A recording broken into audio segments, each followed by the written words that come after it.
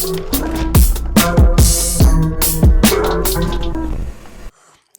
what up, though? XB Valentine in the building. How you doing? I'm doing good. How are you doing? I'm great. You know what I'm saying? I'm glad. I'm excited to finally get this interview. Oh, yeah. Like I said, we've been around each other a few times, but this is my first time to actually officially have a conversation with you. Mm-hmm. You know what I'm saying? Of course, we should have been able to have a conversation, but again, Vega being the asshole that he is, he come in Hollywood with his sunglasses on. But I'm excited to sit down to you because you've been making waves. Just got a crazy ass cosign. Oh, yeah. A crazy ass cosign by SP. Like, how does that feel to get that type of stamp? Because that's heavy. Oh, man, it feels crazy. I think, I don't think it still has even hit me yet because I just found out today, literally on my way up here. I came from Austin earlier, and on my way, Smooth calls me. He was like, yo, check your phone.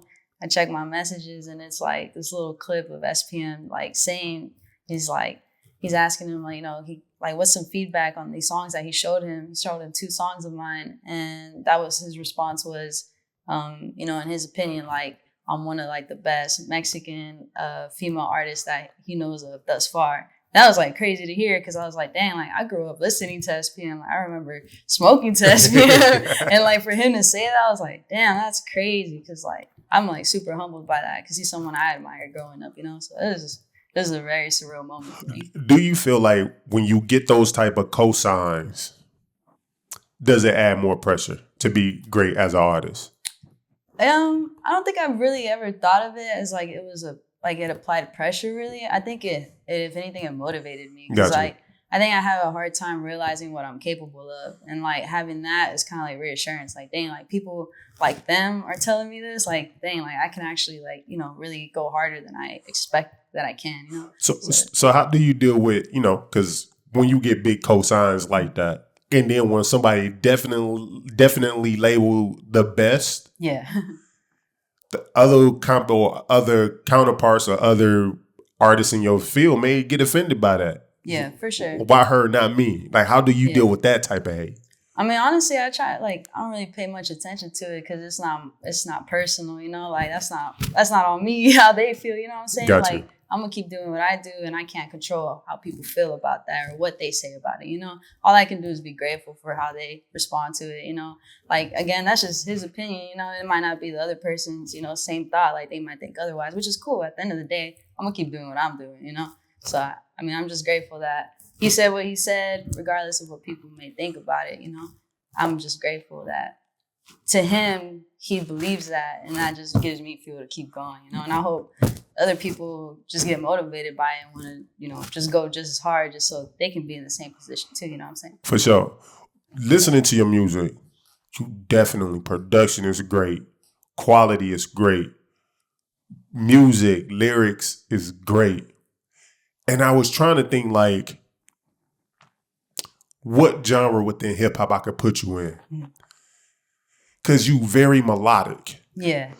You like the Mexican female rod wave-ish. The emotion is there. Yeah. But the voice is so amazing. But if you could define the type of music that you make, what would you be your definition? I never really know where to put it, because this is a common question. People are always like, what kind of music you make? I'm always stuck because I'm I'm not a rapper, I'm not a singer. I'm right in the middle. So I always say it's just melodic rap. Yeah, trap soul. Yeah, trap soul, neo soul kind of vibes. Yeah. Just more and more going towards the R&B vibes for sure. Gotcha. But I've just always felt melodic rapping was just the key word for it because I used to be a rapper and I just would always sing my hooks. Gotcha. And I just people would always be the way you do your hooks, you should do a whole song like that. It was more melodic, and so I just started doing it and it just worked out. Why not commit to one or the other? So why not go all the way R&B or go all the way hip hop or rap? I think that's where the cosigns come from too, because of the how diverse I can Gotcha. do it. Because I got the cosign from Baby Bash, and that was because I was more on that R&B side, and then getting the cosign from SPM was off of that Bone Thug song that Gotcha. he heard, and he heard me rapping, and I think that I probably wouldn't have gotten that cosign if he just heard my R&B stuff. He probably would have been oh, she's cool, Yeah. But I think having different like types of songs gives people an opportunity to hear like what I'm capable of versus just like, that's cool. She can do that. But I think just switching it up gives people like, if they didn't like my R&B stuff, at least they'll like my rap and stuff. Got you. So it gives them different. So you on your Drake vibes. Yeah. Got you, for sure. So you just let a cat out the bag, out right now, the record with you and Bone Thugs. It actually drops this Friday. Gotcha. Yeah. So it'll be dropping at midnight, Thursday night. So. Got you. Yeah. With that record, like, just hearing it, I understand why you went that way with them, because they rap, but they also kind of, they Bone Thugs and Harmony. They got that kind of that blend. That's what made them so great. Yeah. How did that record come about? How did you link with these hip hop legends and pioneers? So it's crazy because it was really all smooth. Like, he came to me with this idea. Like, really, he just told me one day, he was like, I have this crazy idea. I want to get Bone Thugs on a song. He's like, I don't know how I'm going to do it, but I'm going to make it happen. He's like, just send me a song. So I sent him a song with the first verse, and then it just really went from there. Like, a week later, he sends it to me with Crazy Bones verse. And I was just like, oh, like, this is really about to happen. So, and then, we're like chilling with the Crazy Bone verse for a while. And then he sends it to me again, Busy Bones verse. And I'm just like, damn, like I couldn't believe they were on it. That's so wild. it was crazy because it was just happening. I didn't really there was no plan. It was just like, he wanted it to happen. And then he was just like making it happen as it was like, as we were going with it. And finally, like, he's like, throw another verse on there. And I throw another verse, and that was it. And that's really how it came about. Like, there was really no like real big master plan. Like, oh, Gotcha. This is how we're gonna do it. This is how we're gonna bat it. So it just kind of naturally flowed. And it's just like, it had a different meaning for me too, just because like my cousin recently had passed away, and he was like someone who like heavily influenced everything that I do. Like, he's the reason why I'm even an artist. And Bone Thugs was like one of his favorite like all time like rap groups. So to have like, them on a song was like more like for me to pay tribute to him, be like, look, like, this is my way of like damn, like, we're really doing it, and this is what he wanted. So because I heard you mention your cousin a lot in that song. In that song, like, so if you can define the overall theme of that song, what would be the overall theme? So the song's name is called Forgiveness. Okay. So really, like, the song was me just kind of like, not so much asking for forgiveness, but I wanted it to demonstrate like, all the trial that led, to the moment I'm in now. Gotcha. Kind of explain, like, there's a line that I say that lost my brother last year, but making sure this year I'm the threat. Gotcha. So it's kind of like showing like I'm using my losses to like push me like to the finish line. And that's really like the theme I wanted to give off, was like showing like going from the darkness to like, and using that to like fuel you to like keep pushing through type. You said another line in there. You said you haven't talked to God in a while. Yeah, I say towards the end is can't remember the last time I prayed. Asking for forgiveness became a regular thing. So I was just like, because towards the end of the verse, like, I'm kind of, it's more like I'm having a conversation with God. Got you. But it was just like me kind of like being frustrated with him. Like, look, like, you put me through all this and I'm trying. But it's like kind of like, but I'm making it through. And that's like, it's more like I'm asking for forgiveness, and most people would take it as I'm asking for forgiveness from God, but it's more so for like myself. Makes sense. And I think that's like, it's kind of cool, like hearing Crazy and Busy Bones. It's almost like they're both doing the same thing unintentionally. Like, it's like they're asking for forgiveness for whatever it was that they need forgiveness for. Gotcha. That makes sense. So I want to get to the origin of your story. So where XB from, and what was XB before the music? I mean, I was always like a real quiet kid. Like, I had my group of friends, but I was always very to myself. And I think like me being to myself, like, I really learned a lot about me, and that like allowed me to find different creative outlets to vent. Because of me being just alone so much, like, I had to find some type of outlet to like be able to release whatever it is that I wasn't releasing. Gotcha. And that's kind of how music came about. Like, anyone who knows me since high school knows that I was always that girl who was trying to rap, because it's just been something that's been a part of my life. So before XB, I was still making music, just no one was really listening to it, but I was still making it because it was like, for me, it had always been like a form of art. Like, there's kids that like to go home after school and go paint. Like, I was going home and writing to beats. Like, that was. But who introduced you to hip hop? Because usually most people had like that older cousin, older brother. Yeah. I know I got my music taste or introduction to hip hop from my older brother. How did you get introduced to hip hop? My sisters, Okay. they influenced my entire music taste. Gotcha. And they always tell me, like, because they watch my interviews, they're like, you need to be, like, representing for us more because we're the reason why, like, we put you on. So, yeah, they put me on to everyone, really them too. And then my cousin, like, you know, he put me on to, like, Bone Thugs and, like, Gotcha. Lil Wayne and Zero, SPM, Trey, ABN. Like, he was heavy on that. So was my sister, which is crazy. But they were really big in like R&B, so that's how I got onto like Jagged Edge, like 112, Genuine. Like I got real big into that too, and they were also listening to like Frankie J, Baby Bash, you know. So, but I on my own got really like after like listening to a lot of like 90s R&B, because I mean I was born in 97, so I didn't really grow up in the 90s. So I didn't get a feel for that music. But I got heavy into like MF Doom, like Madlib, and like, you know, Big L. I was like A Tribe Called Quest. I was like super big into them when I was in high school too. Okay. But that was like just me. Like no one in my family ever listened to them. But that's what I ended up. That's real hip hop. Yeah. When you start talking about, you know what I'm saying, those type of artists, that means you have really sunken into like Tribe Called Quest and things of that nature. Yeah.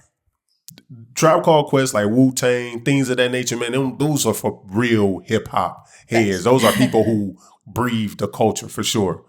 You also got like some notable like features though right now. Yeah. That's popping. So not other than Bone, you got One in the Tank, you know what I'm saying, with Paul Wall. Mm-hmm. You did some things with like Cap G. Like what's some of the notable your favorite features so far that's out? I'm not gonna put favorite. What's some of the notable features that you feel like you've done? I think the one with Baby Bash is probably the most notable one because that one just like did its thing on its own.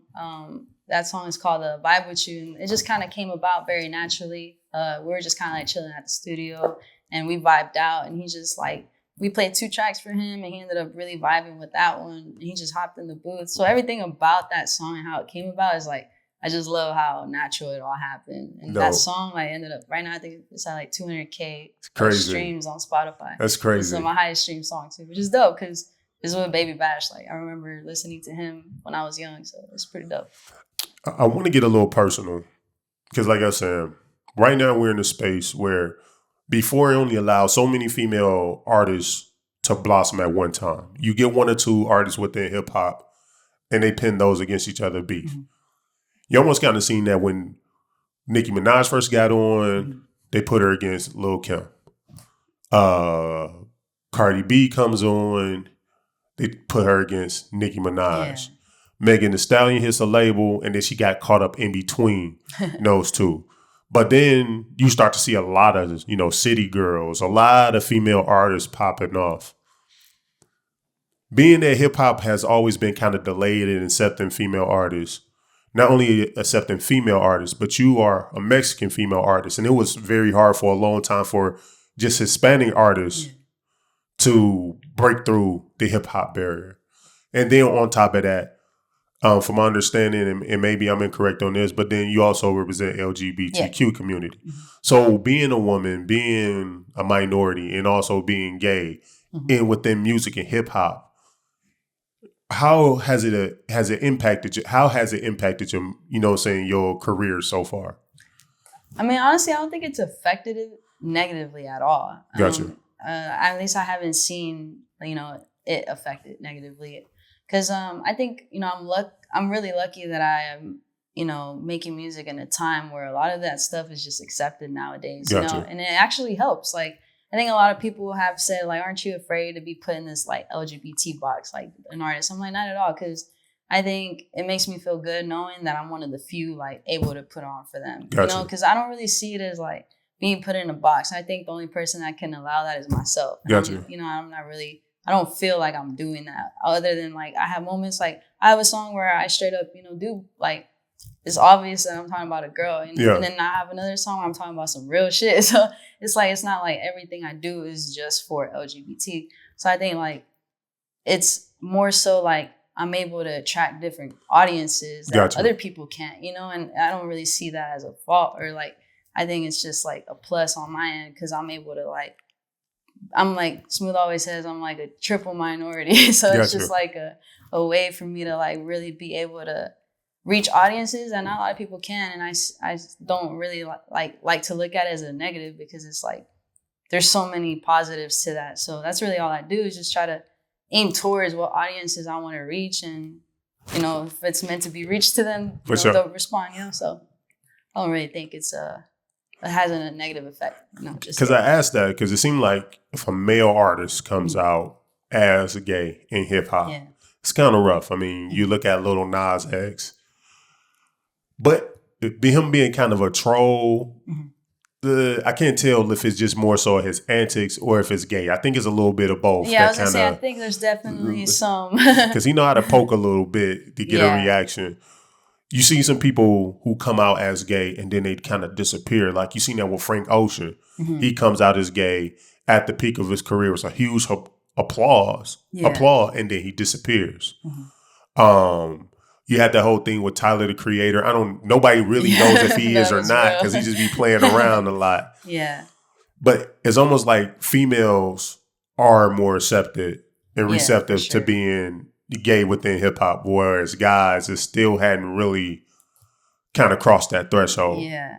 And I wonder why that is, because like as a female, like I applaud Lil Nas X because he's doing things that like a lot of people are afraid to do. And I think that's what life should be about, is doing things you're afraid of, you know? So like, I think, you know, I mean, of course there's some things in there that I personally like, you know, I'm just like, this was kind of like, I wouldn't want to watch this again, but like, you know, teach their own. But I think, you know, it sucks. And I feel for the males that, you know, are, you know, dealing with that like aspect of it, because it's not fair, you know, that males don't have it as easy as women, because it is true, like women are easily more accepted in the LGBT for whatever reason.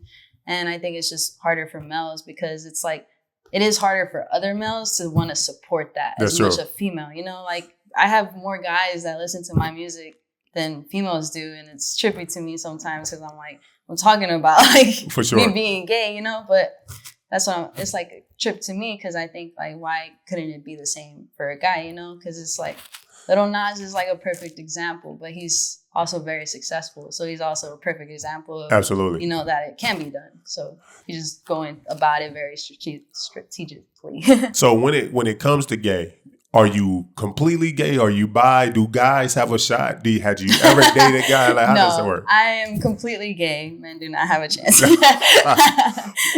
been there, done that. You said been there, done that.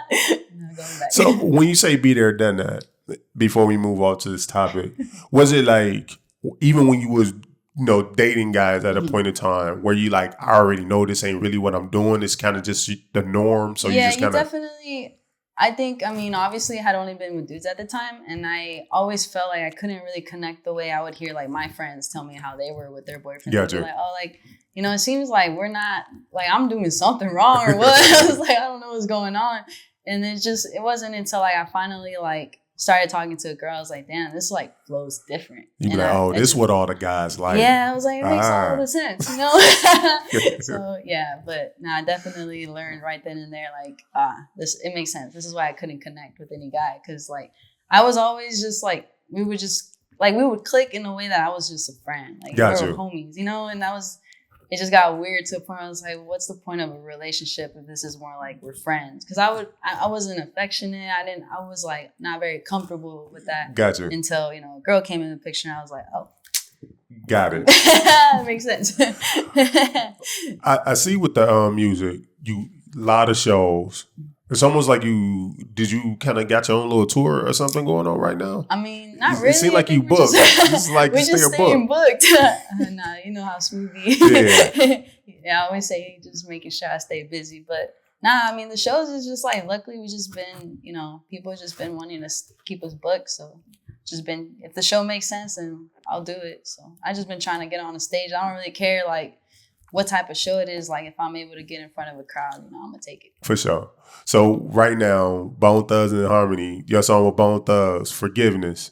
Yes. Is out now. And then September, was it? 3rd. The song with you and Paul Wall comes out. Well, I tell you what, the music is hard. I appreciate you. The melody is hard.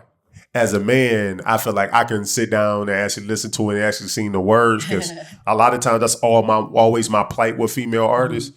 It's like a lot of them, the song come on, is like, okay, I can sing it in my head, but how would you feel if you pulled up at a red light and we next to each other and I'm rapping a Cardi B song? You know, we looking like this nigga. This nigga. No. But you got something, man, that I feel like guys, we can kind of resonate. And maybe it's because we like the same thing. So we feel that energy. You know what I'm saying? I know what's up. But I tell you what, XB, my platform is always open to you. I appreciate you. Man, I appreciate the great music.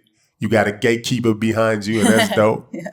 Hey, and until we meet again. Thank you. It was a real honor for you to have me out here. I've been following you for a minute, so I've been knowing about you. So this is pretty dope for me. So I appreciate you. I appreciate it. Well, it's only up from here. Yeah.